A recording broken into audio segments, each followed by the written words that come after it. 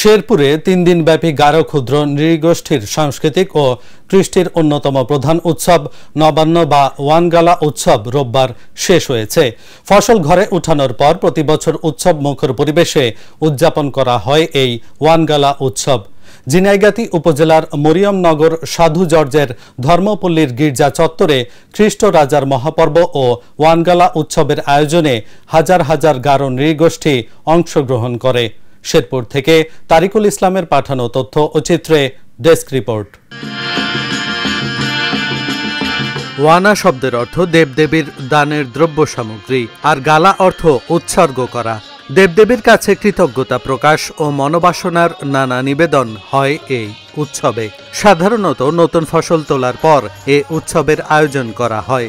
এর আগে নতুন খাদ্যশস্য ভোজন নিষেধ থাকে এ সম্প্রদায়ের জন্য, তাই অনেকেই একে নবান্ন বা ধন্যবাদের উৎসবও বলে থাকেন।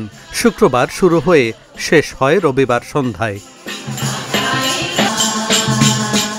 প্রতি বছরের ন্যায় এবারও শেরপুর জেলার সীমান্তবর্তী গারো পাহাড়ের ঝিনাইগাতি উপজেলার মরিয়মনগর সাধু জর্জ ধর্মপল্লীতে আয়োজন করা হয় 3 দিনব্যাপী ওয়ানগালা উৎসব। একই সঙ্গে পরিবারের ভালোবাসা, আনন্দ, সব পরিবারের মঙ্গল কামনা করা হয় শস্য দেবতার কাছে। সেই সাথে পালন করা হয় নানা ধর্মীয় রীতি, গারো ভাষার গান ও সাংস্কৃতিক অনুষ্ঠান। নতুন শস্য দিয়ে আমরা আজকে মিশি শালজংয়ের জন্য উৎসর্গ করতেছি। এটার পরে আমরা আমাদের নতুন শস্য, নতুন ধানের চাল আমরা উপভোগ করব, খাবো। যীশু খ্রিস্টকে, হযরত ঈসা আলাইহিস সালাম তাদেরকে আপনারা বলেন, তাকে রাজা হিসাবে আজকে অভিষেক করা হবে, তাকে ধন্যবাদ জানানো হবে। আমরা যখন আমন মৌসুম তুলতেছি এবং আউশ মৌসুম তুলতেছি, এই ফসলকে, আমাদের যে কৃষিজাত ফসলগুলিকে তার নামে উৎসর্গ করে গান বাজনা করা হবে, ধন্যবাদ অর্চনা করা হবে এবং আগামীতেও যেন আমরা ভালো ফসল পাই এবং খেতে পারি, সেই অভিলাষে, সেই ইচ্ছায় সেটাকে করা হয়। এই ওয়ানগালা আমরা সব বছরই করি, সবাই করি, একসাথে মিলে করি। মা বাবা, ছোট বোন, নানা নানি সবাই মিলে আমরা এই ওয়ানগালা করি। গারোদের বিশ্বাস মিশি শালজং বা শস্য দেবতার ওপর নির্ভর করে ফসলের ভালো ফলন। নতুন ফল ও ফসল ঘরে উঠবে, তার আগে কৃতজ্ঞতা জানাতেই হবে শস্য দেবতার প্রতি। তাই শস্য দেবতাকে কৃতজ্ঞতা জানিয়ে নতুন ফসল খাওয়ার অনুমতির জন্য নেচে গেয়ে উদযাপন করা হয় ঐতিহ্যবাহী ওয়ানগালা উৎসব। সমবেত হয়ে নিজের উৎপাদিত পণ্য আজকে সৃষ্টিকর্তার উদ্দেশ্যে উৎসর্গ করার জন্য এখানে সমবেত হয়েছে।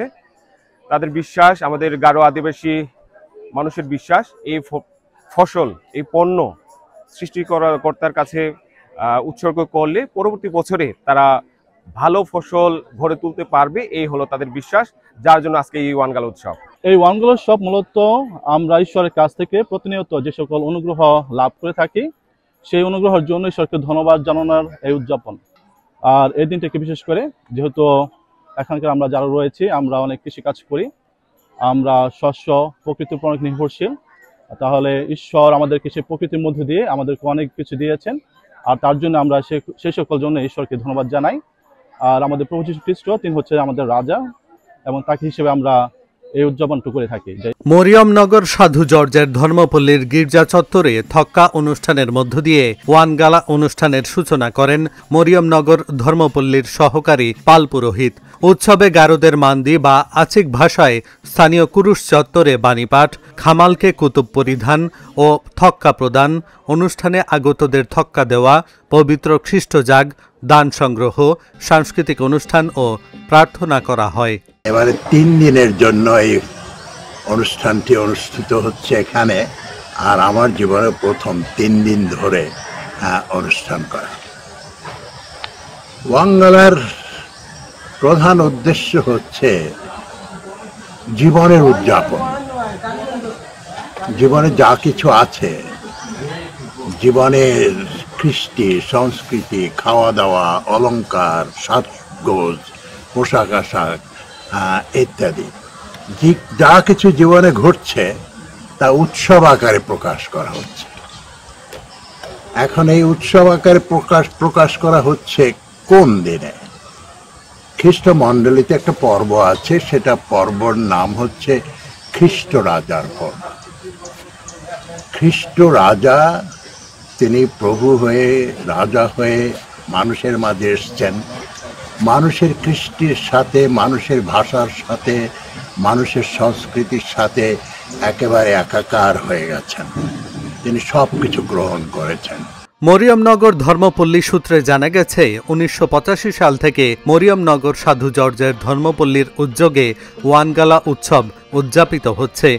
প্রাচীনকাল থেকে গারো সম্প্রদায়ের ঐতিহ্যবাহী সাংস্কৃতিক নতুন প্রজন্ম ও বৃহত্তর জনগোষ্ঠীর কাছে তুলে ধরাই হল এর মূল লক্ষ্য। Dhaka journal, news desk.